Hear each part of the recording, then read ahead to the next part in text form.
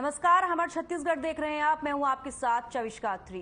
खबरों की शुरुआत करेंगे। खबर है बलरामपुर के आरागाही नावापारा के 9 मजदूर जून 2023 से अपने अन्य साथियों के साथ काम की तलाश में बेंगलोर गए थे। सभी आहलूवालिया कॉन्ट्रैक्ट कंपनी में मजदूरी का काम करते थे। आरोप है कि कंपनी के कर्मचारियों की तरफ से ना तो इन्हें मजदूरी दी जा रही थी और ना ही इन्हें वापस आने दिया जा रहा था।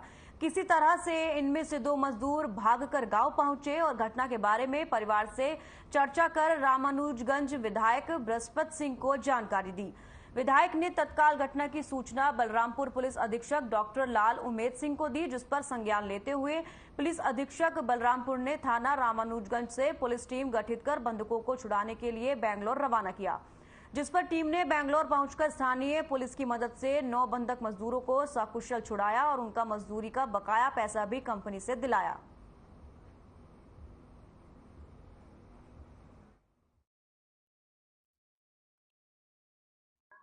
माननीय विधायक महोदय के माध्यम से एक हम लोगों के पास जानकारी प्राप्त हुई थी। बाद में आवेदक पुलिस के पास उपस्थित हुआ था।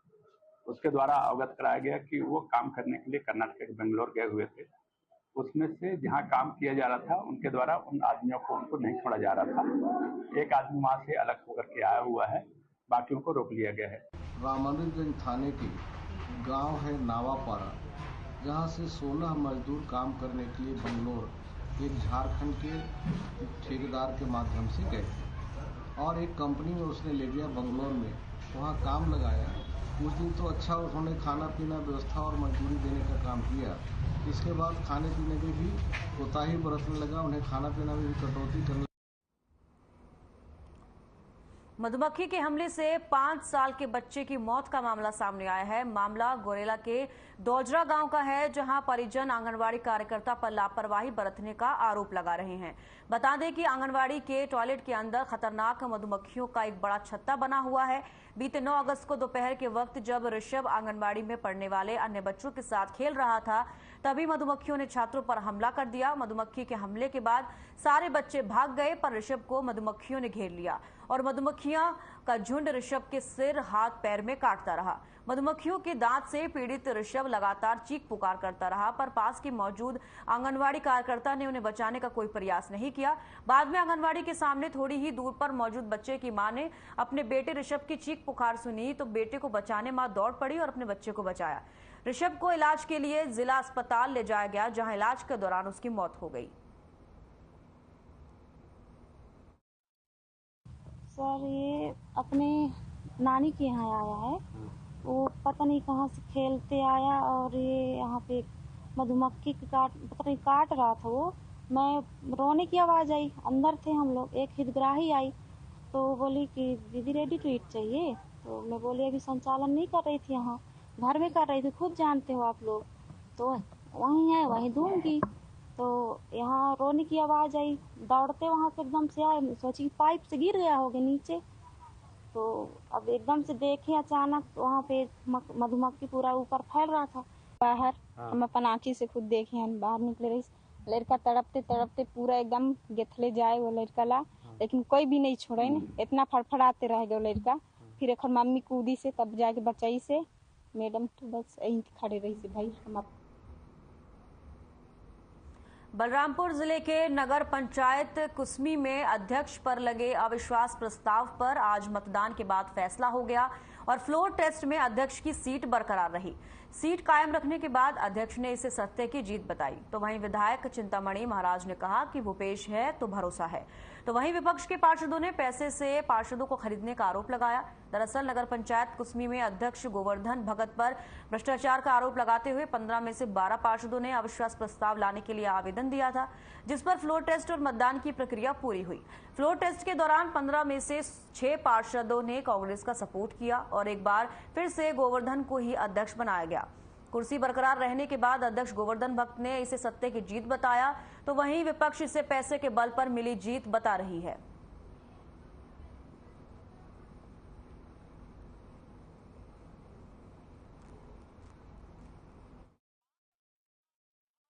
सबको पहली बात तो बधाई, मेरे तरफ से सबको आशीर्वाद रहेगा और धन्यवाद भी रहेगा।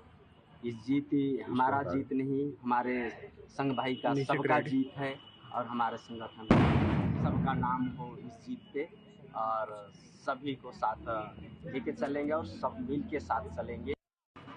हम चूके नहीं हैं, हम विपक्ष में थे, हमारी संख्या 7 थी और 7 से हम 9 हुए हैं। हमने भ्रष्टाचार के खिलाफ जो मुहिम छोड़ा है वो आगे भी हमारा जारी रहेगा। हमको मजबूत करने के लिए अविश्वास लाया गया, नहीं तो हम किस जगह पर खड़े हैं हमको पता ही नहीं चलता। अविश्वास होने से हमको ये लगा ना कि हमको गिराने वाले हैं, तो हम मजबूती के साथ खड़े हुए, हमारे सारे लोग मजबूती के साथ खड़े हुए।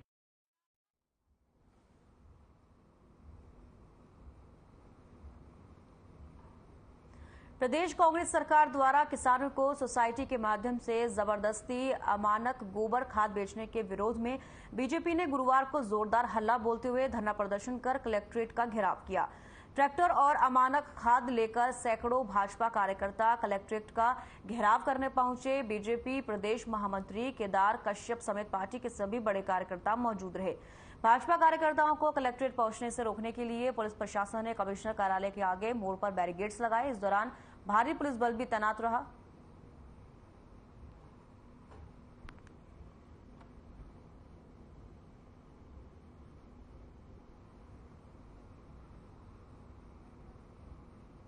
एक साथ 15,000 छात्र छात्राओं ने आगामी विधानसभा निर्वाचन में 100% मतदान करने की शपथ ली गई। गतिविधियों के द्वारा जिले में मतदाताओं को जागरूक किया जा रहा है, जिसमें हाई स्कूल के लगभग 13,000 और सभी शासकीय महाविद्यालयों के 2,000 विद्यार्थी शामिल हुए। छोड़ू बूता काम करहु पले मतदान के थीम पर 15,000 युवा मतदाताओं ने मतदान करने की शपथ ली।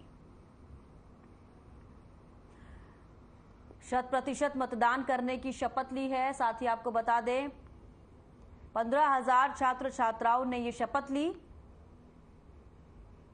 मतदाताओं को जागरूक किया जा रहा है, जिसके चलते मतदाताओं ने शपथ ली है, तो 100% मतदान की शपथ ली गई है। तो आपको बता दें कि 15,000 छात्र छात्राओं ने शपथ ली।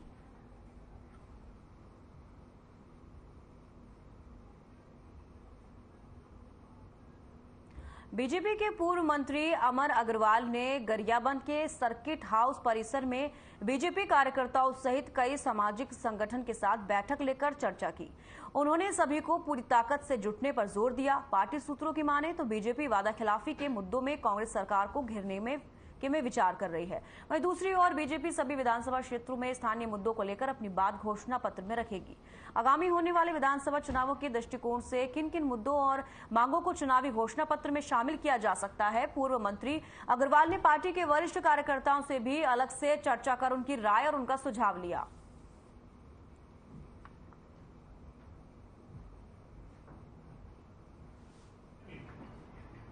आपने इस सरकार को देखा है, विकास के काम पूरी तरह से ठप हो चुके हैं।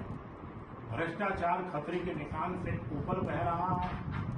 इसके साथ ही कानून व्यवस्था पूरी तरह से ध्वस्त है। छत्तीसगढ़ नशे के युवा गिरफ्त में फंसते जा, किसानों के साथ एक तरफ देती है, दूसरी तरफ निकालती है। मैं तो यही आग्रह करूंगा, 4.5 साल आपने देखा है और उस 15 साल के भी कार्यकाल को देखा है। तुलनात्मक अध्ययन करिए और हमको फिर से सरकार बनाने का एक मौका और दो। इसको हम गढ़ के दिखाएंगे।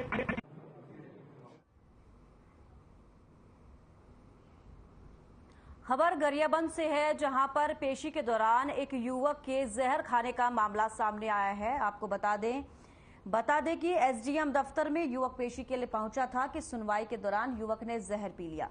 घटना के तत्काल बाद एसडीएम ने युवक को जिला अस्पताल भर्ती कराया। युवक के तत्काल उपचार के बाद हालात कंट्रोल में हैं। मामले की जांच के लिए सिटी कोतवाली पुलिस भी मौके पर पहुंची है।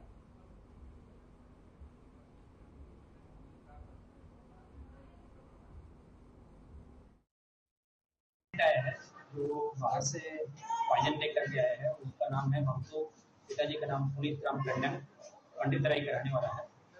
जब जैसे ही पेशेंट आया, हम लोगों ने उनका स्टमक पास करके प्राइमरी मैनेजमेंट स्टार्ट कर दिया। शासन की तरफ से वहाँ से लेके आए हैं। पेशेंट यहाँ पे आया है तो अभी वो टॉलरेबल स्थिति में नहीं है, अपना पूर्ण होश में नहीं है। पेंड्रा के मरवाही में युवती से सामूहिक दुष्कर्म का मामला सामने आया, जिसमें पीड़िता की शिकायत पर पुलिस ने 3 आरोपियों को गिरफ्तार किया है। आरोपियों ने कार में घुमाने के बहाने युवती को जंगल ले जाकर सामूहिक दुष्कर्म की वारदात को अंजाम दिया। पुलिस ने तत्परता दिखाते हुए सभी 3 आरोपियों को 24 घंटे के अंदर गिरफ्तार कर लिया। साथ ही आरोपियों ने जो घटना कार का उपयोग की उसे भी जब्त कर लिया गया है।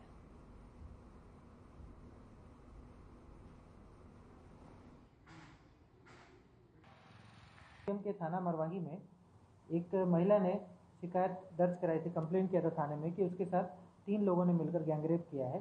उनकी कंप्लेन पे थाना मरवाही में अपराध दर्ज किया गया धारा 376D के अंतर्गत। और जब पूछताछ की गई, पता किया गया तो पता चला कि तीनों आरोपी घटना दिनांक के पश्चात भागे हुए हैं। तब पूछताछ और साइबर सेल की मदद लेने के पश्चात तीनों आरोपी को हिरासत में लिया गया। ये 3 आरोपी हैं धनजीत उर्फ दिनेश चंद्रा,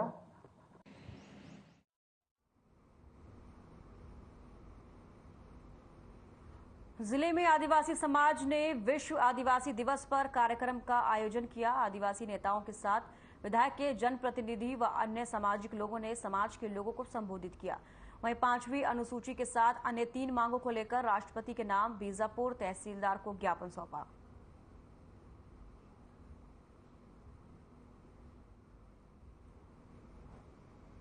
विश्व आदिवासी दिवस पर कार्यक्रम हुआ, जिसमें आपको बता दें कि सामाजिक लोगों ने समाज को संबोधित किया। तस्वीरें आप देख सकते हैं, सामाजिक लोगों को संबोधित किया। राष्ट्रपति के नाम तहसीलदार को ज्ञापन भी सौंपा गया। तो विश्व आदि दिवस जो है पूरे देश में मनाया जा रहा था और साथ ही सामाजिक लोगों ने समाज को संबोधित किया और राष्ट्रपति के नाम तहसीलदार को ज्ञापन भी सौंपा गया।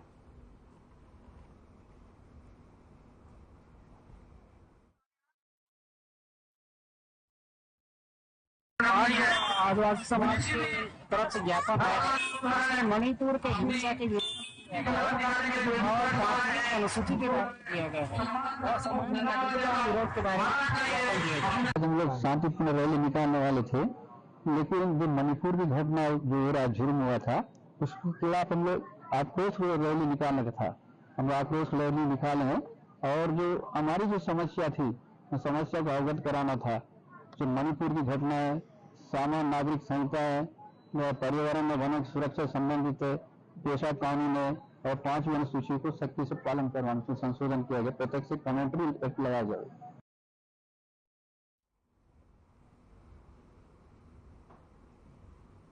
विश्व आदिवासी दिवस के अवसर पर वन विभाग के ऑक्शन हॉल में जिला स्तरीय कार्यक्रम का आयोजन किया गया। इस अवसर पर राजिम विधायक अमितेश शुक्ल मुख्य अतिथि के रूप में कार्यक्रम में शामिल हुए। मुख्य अतिथि का आदिवासियों ने बाजे गाजे के साथ फूल माला पहनाकर स्वागत किया।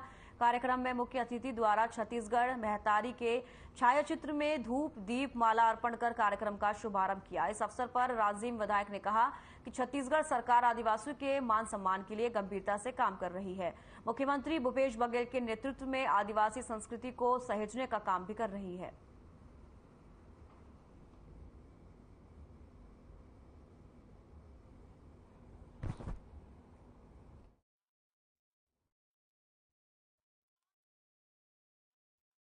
विश्व आदिवासी दिवस को हम लोग ने इसलिए मनाया क्योंकि आदिवासी भाइयों का स्वतंत्रता आंदोलन में और इस छत्तीसगढ़ राज्य के निर्माण में बहुत महत्वपूर्ण भूमिका रही है और इसीलिए उसको मैं तो धन्यवाद देना चाहूँगा भूपेश भाई को और हमारी सरकार को कि उनने जो है इसकी छुट्टी घोषित करी। आदिवासी जो विश्व आदिवासी दिवस है जो किसी अन्य सरकार ने नहीं करी थी और निश्चित रूप से जो उन्हें योजनाएं जो मैंने अपनी विस्तार से भी अपने भाषण में बताई, इतनी योजनाएं आदिवासी भाइयों के लिए चालू करी हैं, उसके लिए मैं विशेष रूप से जो है कांग्रेस सरकार और भूपेश भाई को बहुत धन्यवाद देता हूँ।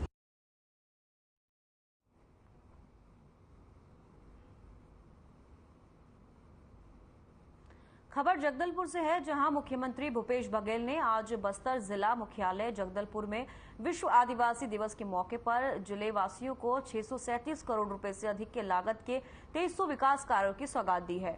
इनमें 486 करोड़ 70 लाख 76 हजार रुपए की लागत के 1838 कार्यों का भूमि पूजन और 150 करोड़ 32 लाख रुपए की लागत के 462 कार्यों का लोकार्पण शामिल है। घोषणाओं के तहत 18 करोड़ 39 लाख 52 हजार रुपए लागत के 6 विकास कार्यों का लोकार्पण भी किया गया।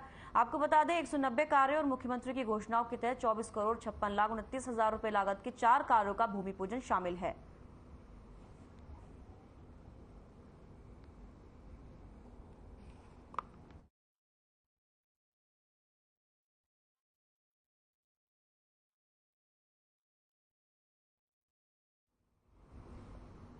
खबर कांकेर से है, जहां जिले में भारतीय जनता पार्टी के किसान मोर्चा युवा अध्यक्ष विजय मंडावी ने धरना प्रदर्शन किया, जो कि किसानों के वर्मी कंपोस्ट खाद को लेकर रहा। उन्होंने आरोप लगाते हुए कहा कि कांग्रेस के तानाशाही शासन में किसानों से छल किया जा रहा है, साथ ही किसानों से वादा खिलाफी की जा रही है। बिजली का बिल किसानों से ज्यादा लिया जा रहा है, जिसे लेकर नया बस स्टैंड कांकेर से कलेक्टर कार्यालय को घेराव करने के लिए सभी बीजेपी नेताओं ने धरना प्रदर्शन किया। प्रदर्शन के दौरान पुलिस के साथ धक्का मुक्की भी हुई। धरना प्रदर्शन में बीजेपी के पूर्व प्रदेश अध्यक्ष विक्रम उनसेडी और जिला अध्यक्ष सतीश लाठिया समेत पदाधिकारी शामिल हुए।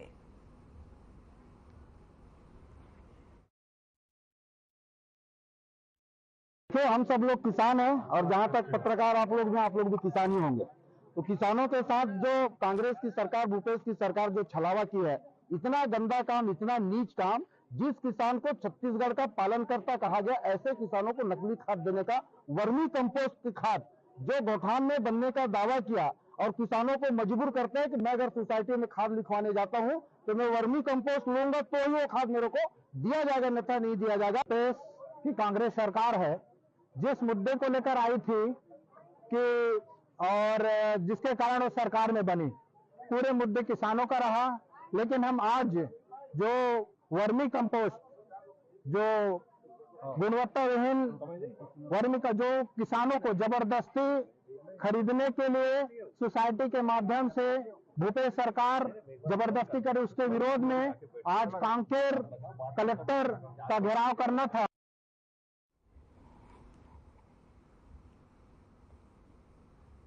विश्व आदिवासी दिवस बलरामपुर हाई स्कूल ग्राउंड में धूमधाम से मनाया गया। कार्यक्रम की शुरुआत संसदीय सचिव चिंतामणि महाराज, सरगुजा विकास प्राधिकरण के उपाध्यक्ष और विधायक बृहस्पति सिंह ने दीप जलाकर की। विश्व आदिवासी दिवस के मौके पर सभी गणमान्य लोगों का स्वागत पगड़ी बांधकर किया गया, जिसके बाद लोक कलाकारों ने सांस्कृतिक कार्यक्रमों की प्रस्तुति दी। लोक कलाकारों ने आदिवासी नृत्य सोहिला मुख्य रूप से चर्चाओं में रहा। इस मौके पर विभागीय योजना अंतर्गत हितग्राहियों को कार्ड दिए गए और मेरिट लिस्ट में स्थान पाने वाले आदिवासी छात्र छात्राओं को सम्मानित किया गया। आपको बता दें, मूल निवासी आबादी के अधिकारों को बढ़ावा देने और उनकी सुरक्षा के लिए हर साल 9 अगस्त को विश्व के आदिवासी लोगों का अंतर्राष्ट्रीय दिवस मनाया जाता है। इस अवसर पर सरगुजा विकास प्राधिकरण के संसदीय सचिव चिंतामणि महाराज, उपाध्यक्ष और विधायक बृहस्पति सिंह समेत आलाधिकारी, कर्मचारी और हजारों की संख्या में लोग मौजूद रहे।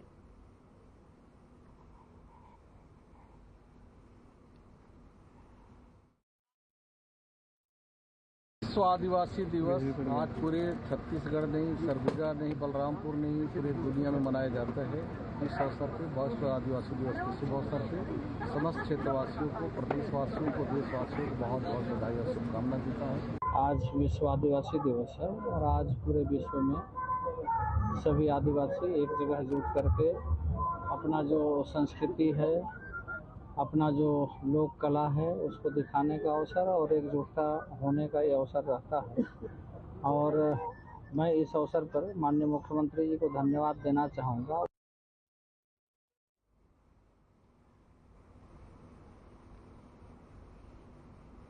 खबर बलरामपुर से है, जहां सेंदूर नदी सती सेमर बैका घाट के पास एक लावारिस लाश सड़े गले हालात में मिलने से हड़कंप मच गया।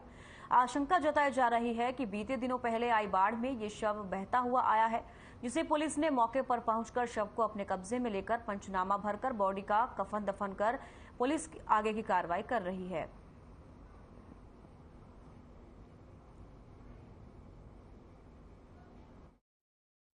के अंतर्गत एक जगह है सती सिमर, यहाँ से लगभग 3-4 किलोमीटर दूर है। वहाँ पर एक अज्ञात बॉडी मिली है और नदी के बीच में ऐसा लग रहा है कि वो कहीं बाढ़ से भागे वहाँ पे आके फंसा हुआ था। सूचना मिलने पर पुलिस वहाँ पर पहुंची और वहाँ पर उसको मर्ग कायम कर पंचनामा किया गया है और चूँकि शव जो है सड़ गल गया था, उसको वहाँ पे कफन दफन कर दिया गया है और आगे उसमें जांच की कार्रवाई की जा रही है।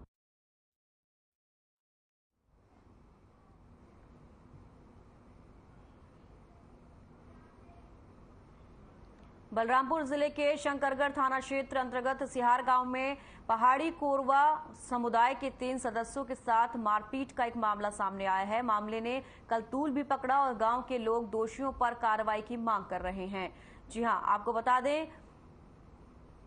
मामला जब हाई वोल्टेज हुआ तो बीजेपी प्रतिनिधियों ने भी पीड़ित पक्ष का सहयोग कर निष्पक्ष कार्रवाई की मांग की। अब मामले में नया मोड़ आया है। बता दें, सामरी विधायक चिंतामणि महाराज सामुदायिक स्वास्थ्य केंद्र शंकरगढ़ पहुंचे और यहां अस्पताल में भर्ती घायलों का हाल जाना। विधायक ने घायलों के बेहतर उपचार के लिए चिकित्सकों को निर्देश दिए हैं। पुलिस को दोषियों पर कड़ी कार्रवाई करने के निर्देश भी दिए गए हैं।